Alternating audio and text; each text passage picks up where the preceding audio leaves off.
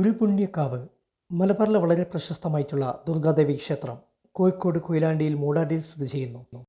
തിരുമോക്ഷ ബലിക്ക് ഏറെ പ്രസിദ്ധമാണ് ഈ ക്ഷേത്രം. കൗണ്ടറിൽ 60 രൂപ അടച്ചാൽ ബലികർമ്മങ്ങൾക്കുള്ള പൂജാദ്രവ്യങ്ങൾ ലഭിക്കും. കുളത്തിൽ മുങ്ങിക്കുളിച്ച് ബലികർമ്മങ്ങൾക്കൊരുങ്ങാം. ദിവസേന 100 കണക്കിന് ഭക്തരാണ് ഇവിടെ ബലികർമ്മങ്ങൾക്കായി വരുന്നത്. കടൽ തീരത്തോട് ചേർന്ന് നിൽക്കുന്ന മനോഹരമായ ക്ഷേത്രവും കടൽ കാഴ്ചകളും.